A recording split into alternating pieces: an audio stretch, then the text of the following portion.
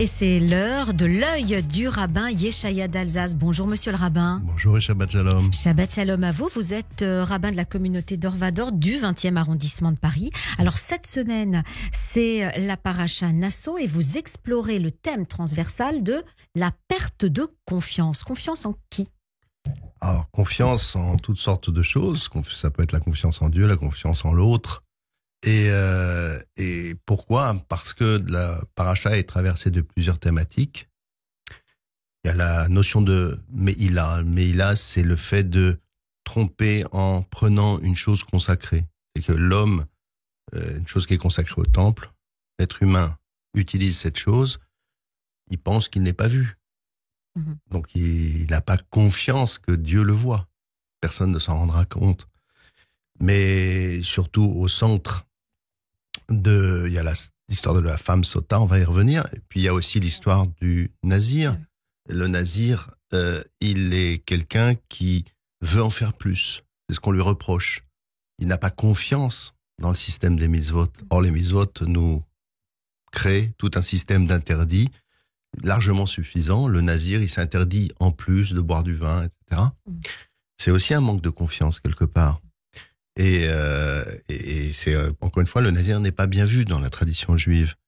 Ensuite, il y a aussi la question de la bénédiction des Kohanim, qui est aussi une question de confiance.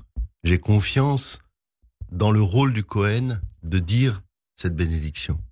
Et quand on dit une bracha, celui qui l'a dit, le père sur ses enfants, par exemple, le vendredi soir, puisque c'est cette bénédiction qu'on dit, c'est pareil, c'est une confiance dans la force des mots, une confiance dans l'énergie spirituelle. Si je ne l'ai pas, tout ça, c'est du folklore.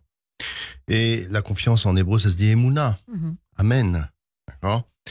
Et dans la question de la femme sota, qui est un point extrêmement intéressant, il s'agit, je crois que nos auditeurs connaissent, plus ou moins, c'est une femme soupçonnée d'adultère qu'on amène au temple pour faire ce qu'on lit souvent une ordalie. Ce qui est faux. C'est le contraire même de l'ordalie. L'ordalie, ça consistait, au Moyen-Âge, à plonger quelqu'un dans l'eau. S'il arrivait à nager alors qu'il n'avait aucune chance parce qu'on lui mettait une petite pierre au pied, eh ben, c'est que par miracle, il était innocent. Donc, il n'avait aucune chance de s'en sortir. Avec la femme sota, c'est exactement l'inverse. C'est qu'elle peut s'en sortir à tous les coups, puisqu'on lui fait boire un breuvage qui ne tuera personne.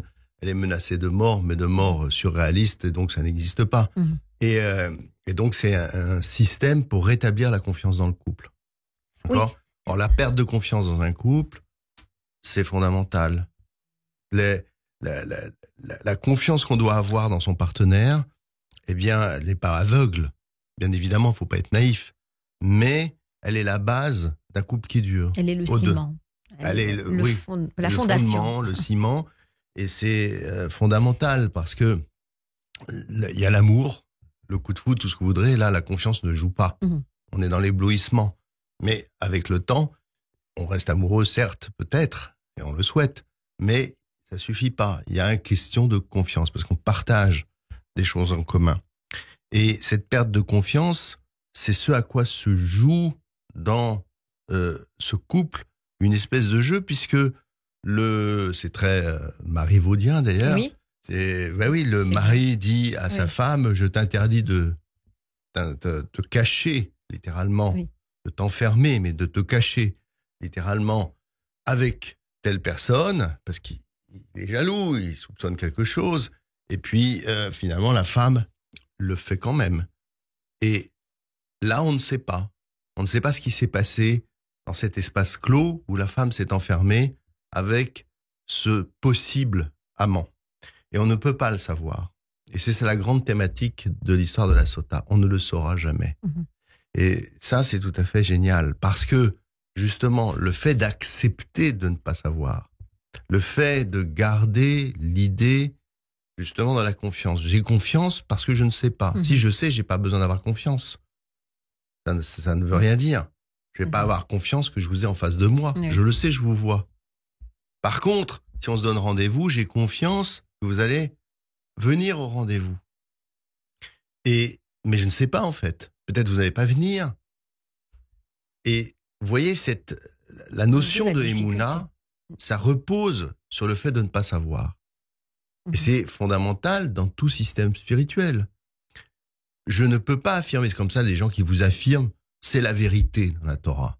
Mais c'est pas la vérité, je n'en sais rien. Par contre, j'ai confiance que ce que je ne sais pas, et qui n'est donc pas du ressort de la vérité, du émet, c'est de ressort d'autre chose, eh bien, est possible. Et c'est cette possibilité qui fait la Emouna. Donc, dans cette paracha, il est question de reconstruire une confiance une fois qu'elle a été perdue. Exactement. La question est de savoir si on arrive à la reconstruire une fois perdue. C'est pas sûr. La paracha ne nous dit pas ce qui advient à ce couple. On dit juste qu'elle tombe enceinte, mais de qui on n'en sait rien. Et là, c'est pareil. Il faut qu'il ait confiance en elle. On fait des tests ADN, on peut savoir, mais à l'époque, on savait pas. C'est-à-dire que dans le fond, la procréation, par exemple, c'est aussi un jeu de confiance. Oui, d'où la gravité de l'adultère, féminin en particulier, mais pas seulement féminin, bien sûr. Et il y a quelque chose de cet ordre très fort.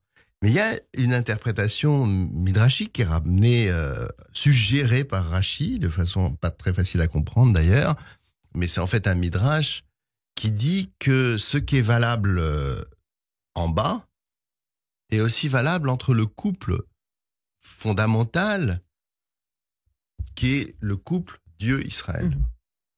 Alors pourquoi ? Parce que le verset dit ceci, il dit « Ish kitiste ishto ». C'est-à-dire qu'un homme, quand tisté, c'est-à-dire elle va dévier sa femme. Dévier, ça ne veut pas dire qu'elle a fait l'adultère, ça veut dire qu'il y a un soupçon, il y a quelque chose. Encore une fois, on ne va pas rentrer dans tout le détail psychologique, le moteur psychologique du couple.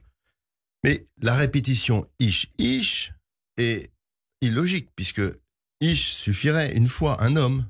Il n'y a pas deux hommes. Ah oui.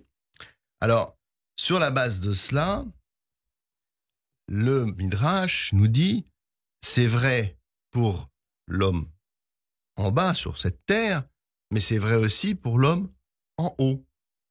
Et l'homme en haut, c'est Dieu. Et c'est la métaphore assez classique qu'on retrouve chez les prophètes et chez les rabbins du couple Dieu-Israël. Alors, à ce moment-là, il faut lire les choses complètement autrement. Mais, du coup, j'ai un problème. Puisque dans le scénario, d'accord, j'applique mon scénario Sota à ce couple. Oui. Dieu en haut qui est l'homme, Israël en bas qui est la femme. Ah oui. Mais dans l'histoire de la Sota, on nous dit clairement que l'homme doit dire à sa femme, je t'interdis de te cacher, la stire, hein, de se cacher avec un tel.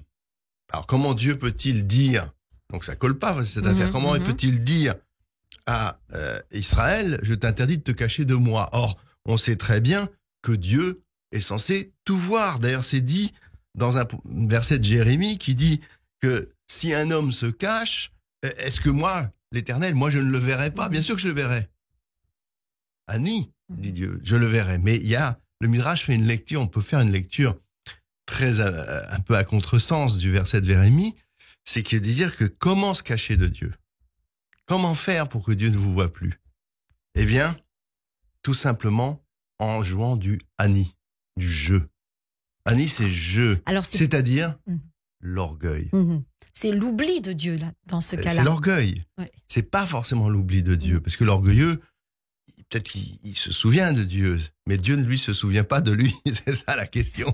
C'est qu'en fait, l'orgueilleux s'éloigne de Dieu et que il devient comme inexistant pour Dieu. Vous voyez, Dieu ne met plus ses yeux sur lui. Il n'a plus de regard sur lui. Et ça, c'est une façon de lire l'histoire de la Sota qui est extrêmement intéressante parce qu'elle devient d'abord complètement à un niveau psychologique individuel. Et surtout, elle met le doigt sur l'essence même du péché fondamental de nous tous. On est tous un peu orgueilleux, on a tous un jeu, un moi, comme dirait Freud. Nécessaire donc, d'ailleurs. Nécessaire, à minima, bien sûr. Mais c'est toute la question entre le Annie du jeu, j'existe, im en Annie li, mili, qui si je ne suis pas pour moi, qui va l'être, nous dit Hillel dans les Pirkei Avot. Mais ça suffit, c'est très bien. Mais si je suis que pour moi, que suis-je ? Vous voyez, je deviens un ma Annie. Je peux l'affirmer, c'est pas ma ani. Là, je cite Pirkei Avot. C'est pas ma ani. Que suis-je? Je peux le lire en hébreu. Ma affirmation ani. Je suis un ma. Donc, je suis plus un mi. Mi, c'est qui es-tu? Ma, c'est quoi es-tu? Et Dieu, il s'intéresse pas au quoi. Il s'intéresse à mi, à qui. Et on peut revenir sur le thème de la confiance. Cette fois, c'est la confiance en soi qui est posée comme question. Alors, attention avec la confiance en soi, parce que l'orgueilleux, justement, il a beaucoup trop confiance en lui-même. C'est le problème des orgueilleux. Alors, les orgueilleux, ils veulent être le centre. Or, il faut justement se décentrer. Il faut un peu de manque de confiance en soi. Le trop confiant en soi, c'est pas bon. Donc, il faut se remettre en cause. Du juste milieu. Voilà, la recherche du juste milieu et la remise en cause permanente de ce que nous sommes, de chacun. Et c'est ça aussi, Nassau. Et l'histoire de la Sota. Merci, monsieur le rabbin. Shabbat shalom à vous. Monsieur le rabbin Yeshaya d'Alsace, rabbin de la communauté d'Orvador du 20e arrondissement de Paris. Et on vous retrouvera la semaine prochaine.